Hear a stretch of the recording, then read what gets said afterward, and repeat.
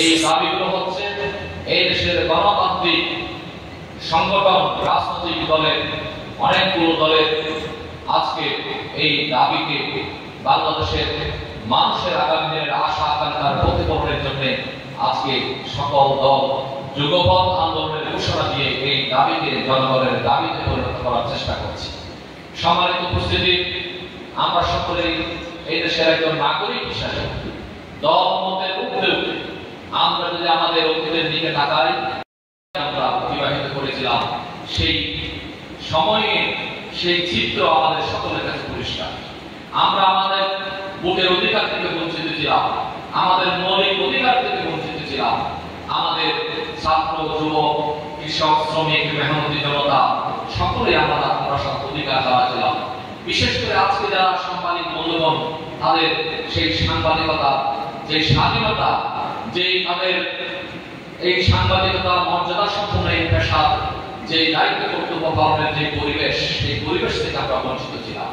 এবং আমরা যারা সাংস্কৃতিক কর্মী হিসেবে আজকে এখানে এসেছি, আমরা আমাদের দেশ এবং জাতির কল্যাণে একজন দেশের নাগরিক হিসাবে দেশের মানুষের কাছে মনের ভাব প্রকাশ করার সেই স্বাধীনতা আমাদের ছিল না। প্রথম আমি যেটা বলতে চাই সেটা হচ্ছে যে এখানে যে জুলাই সনদ এবং জুলাই ঘোষণা, এটা কেন জামাতে গুরুত্ব দিচ্ছে?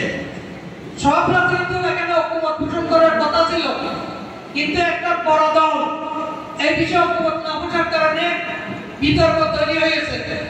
এটা এই জন্য হবে যে জুলাই সনদ যদি শান্তিপূর্ণভাবে স্বীকৃতি না পায়, তাহলে জুলাই আন্দোলন যারা করেছে এবং বর্তমান যারা ক্ষমতা আছে প্রত্যেককে আগামীতে ফাঁসি করতে বলতে হবে। আপনারা কি এটা চান? চান কিনা? চাই। এই জুলাই বিপ্লবের মাধ্যমে আজকে আমাদের কথা বলার সুযোগ করে দিয়েছে, ঠিক কিনা? মত প্রকাশের সুযোগ করে দিয়েছে। সেই বিপ্লবটা যদি আমরা সাংবিধানিকভাবে কার্যকর করতে না পারি এবং এর ভিত্তিতে যদি নির্বাচন করা না যায়, তাহলে এই জুলাই বিপ্লব ব্যর্থ এবং যারা বিপ্লব করেছে প্রত্যেকে আগামীতে ফাঁসির কাছে উঠবে।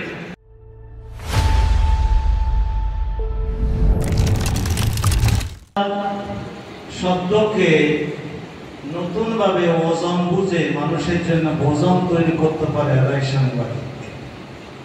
তো আপনারা তো আসলে শব্দের কারিগর, শব্দগুলো যেভাবেই আপনারা পৌঁছান সেভাবেই জনগণ গ্রহণ করে।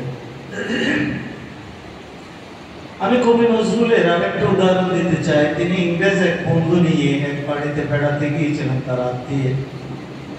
ইংরেজ কিছু চকলেট নিয়েছিল বাচ্চাদেরকে দেওয়ার জন্য। ইংরেজ ভালো বাংলা বলতে পারতেন বলে দাবি করতেন, ছেলেদেরকে একটু ডেকে দাও। একতে কবি নজরুলের উপর এরা রাগ করেছিল, কোন বেয়াদবকে নিয়ে এসেছেন, কি মেয়ে ছেলেদেরকে ডাকতে বলেছেন। তিনি চকলেট দেওয়ার জন্য আসলে ছেলে মেয়েদের ডাকতে বলেছিলেন, কিন্তু মেয়ে ছেলে বলার কারণে এই জিনিসটা খুব বেশি রিপার্কেশন হয়েছিল। সুতরাং শব্দগুলো ওজন আপনারা ভালো বুঝেন, কোথায় গেলে এগুলো যথাযথভাবে অবস্থান তৈরি করে। দ্বিতীয়ত বিদ্যাসাগরের বন্ধু ছিল ইংরেজ, তিনিও মনে করতেন বাংলাদেশে তিনি খুব ভালো বাংলা পারেন। বিদ্যাসাগর তাকে বললেন, কলিকাতার নদীর পাশে ভ্রমণ করছিলেন প্রাত ভ্রমণে, তিনি বললেন মাঝিকে একটু ডাক দাও তুমি। তখন ওই ইংরেজ বলেছিল, ওহে কর্ণধা তোমার তরুণী তিনি বিরাট। মাঝির পায়েও শোনে না এই কথাগুলো। তখন বলছেন আমার বাংলাকে হচ্ছে না, বলতে দারুণ হচ্ছে। বলতে আসছে না কেন? বলে যে এটা তোমার বাংলা, এটা আমাদের বাংলা। এই জন্য তিনি যখন ডাক দিলেন, এই মাঝি এদিকে আয়, দেখা গেল যে মাঝি তাড়াতাড়ি আসছে। সুতরাং এই শব্দগুলো নমুনা তো আপনারাই বোঝেন। এই শব্দগুলো কিন্তু হাত রাখলে তো আর লেখা যায় না। এই জন্য অনেক বড় বড় মানুষকেও টিপসই দিতে দেখেছি, তারা লিখতে পারে না।